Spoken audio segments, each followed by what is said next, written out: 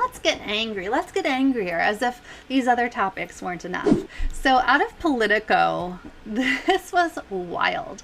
So out of Politico, we have purity test. Democrats clash over Biden diversity goals. The debate over whether corporate insiders should be in the mix for cabinet positions is shaping up to be a major point of tension within the party. So basically, the way that a lot of people first saw this story is based on this first paragraph here. Black Democrats are urging Joe Biden to resist growing pressure from the left to impose an anti-Wall Street Wall Street purity test on his hiring decisions if elected, warning that it threatens the party's desire to boost diversity in powerful executive branch posts. So some pro-Biden Democrats who are in that wing were totally on board with this, using ID poll to make it okay to let Wall Street in positions of political power.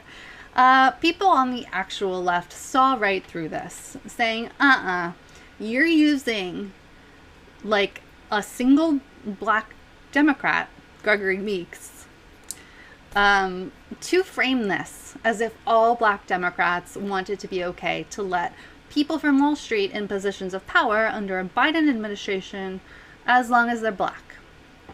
I am 100% for hiring and appointing black people and people of color. Absolutely, that needs to happen. There are far too many white people, white men in positions of power. We need to change that, and we are on the path to changing that. This is something that everybody needs to pay attention to. That is absolutely not the same thing as saying black Democrats say that we need to drop our calls to not appoint people from Wall Street because it's racist, which is that's what they're trying to say. Like, oh, these calls to dismiss Wall Street, to tell Joe to not put Wall Street in his cabinet or to hire Wall Street people, like, that's racist.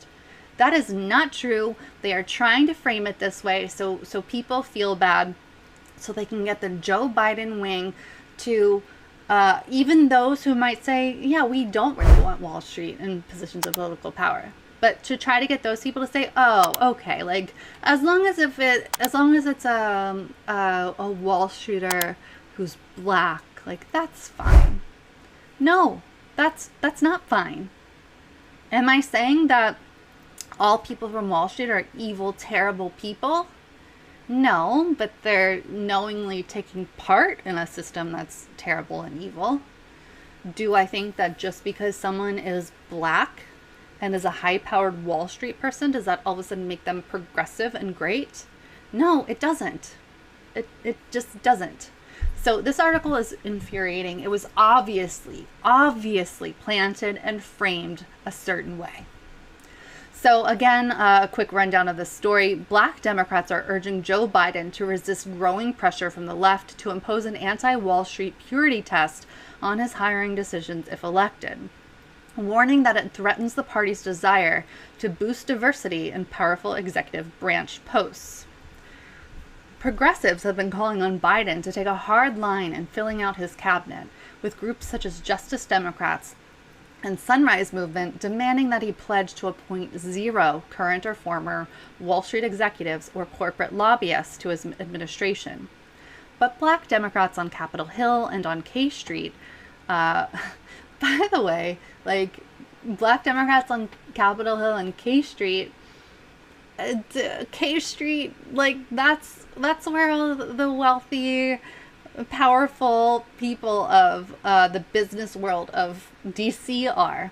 Capitol Hill is where all of the powerful people in the government are. Like, so they say it's in direct conflict with the party's overarching diversity goals and would keep many people of color, including those with ties to the financial world, from ascending to key positions long dominated by white males. We've got to fix all of the problems that were created over the last 4 years, said Representative Gregory Meeks, a senior lawmaker on the House Financial Services Committee and a member of the Congressional Black Caucus. We're going to need every hand on deck.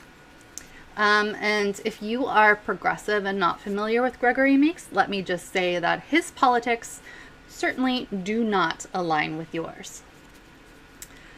Then they talk about some black Democrats that have been floated for potential Biden cabinet positions. So this includes Roger Ferguson, the CEO of financial services giant TIAA and one-time vice chair of the Federal Reserve, as well as John Rogers and Mellody Hobson, the co-CEOs of Ariel Investments. The emerging debate over whether corporate insiders should be in the mix is shaping up to be a major point of tension within the party as it tries to unify around Biden's campaign.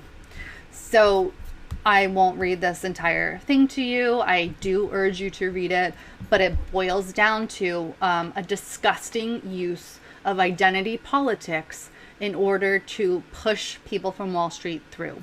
They're trying to make people feel bad and racist if they go against Wall Street, if they try to urge Joe Biden to not appoint people from Wall Street to positions in his administration. That's what it boils down to, and it's really cynical, and it's not good. You know, I am obviously I'm a white person, but I think it's, you know, offensive to many people. And people were saying as much on Twitter, for example. You know, black progressives calling this article out specifically as being just not reality. Like being a black Democrat, like there are black Democrats who are progressives and would be amazing fits in a Joe Biden cabinet or administration. Wonderful. We don't have to go to Wall Street. We don't have to pick people from Wall Street. And it is not racist to suggest that we get rid of Wall Street, that we don't pick from people from Wall Street. I've already said on this live stream, on this chat, that I do think that Trump is going to win a second term. Biden's polling looked much better earlier than it does now. It's not looking good. Things are tightening up. You might see articles out there saying, oh, you know, Biden's ahead in XYZ swing state, but he's ahead by, you know, within the margin of error in certain cases, which means he really is not ahead. And he's ahead just slightly in places where he should be way ahead. And let's not forget, Trump is a deranged fascist monster. Biden should win this in a landslide. It shouldn't even be close. Yet here we are. Time to talk about Florida. Poll: Trump and Biden are tied in battleground Florida. This is out of NBC. Biden overperforms with seniors, but lags with Latinos in the key battleground state, according to a new NBC News Marist poll. And that is something really important to pay attention to as well, that Biden lags with Latinos compared to Hillary Clinton in 2016. So President Donald Trump and Democratic presidential nominee Joe Biden are deadlocked in the battleground of Florida 8 weeks before Election Day. Only 8 weeks left, with ballots being mailed to state voters later this month, according to a new NBC News Marist poll.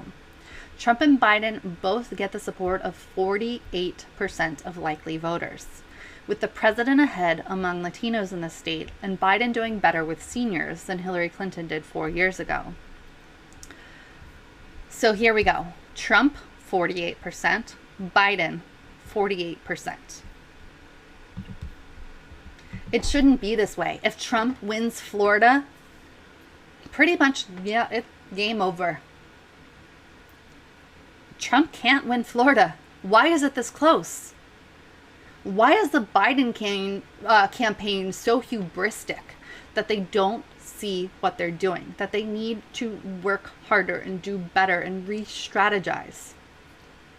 Their failings with Latinos in Florida are a perfect demonstration of this. Okay, so in 2016, according to exit polls, Democrats, so Hillary Clinton got 62% of the Latino vote, Biden, according to this poll, is only at 46%. Trump is at 50% among Latinos. Biden campaign, you've got to do better. This election matters. What are you doing wrong? Figure it out and fix it now.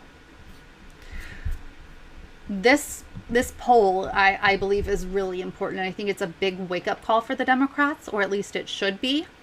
We shouldn't be in this position. You know, it's scary. Florida matters a heck of a lot. And I also strongly believe in the theory that there are so-called shy Trump voters. So I believe that Trump's numbers are probably in real life higher than is being shown in polling right now.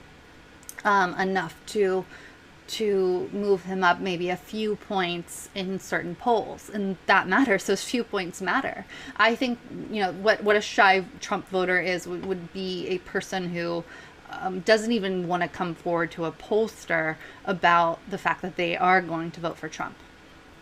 So I think there's a lot of that out there, especially in certain areas and in certain states and certain cities, that they're afraid socially to be known as a Trump voter. So something they're going to do completely in private. So I think, you know, Democrats, Biden has to plan and try and work his campaign to win in a landslide so that there is no question at all. Hope you enjoyed that last video. Hop on over to statuscoup.com where you can sign up for our email list and become a member for as low as $5 to $10 a month.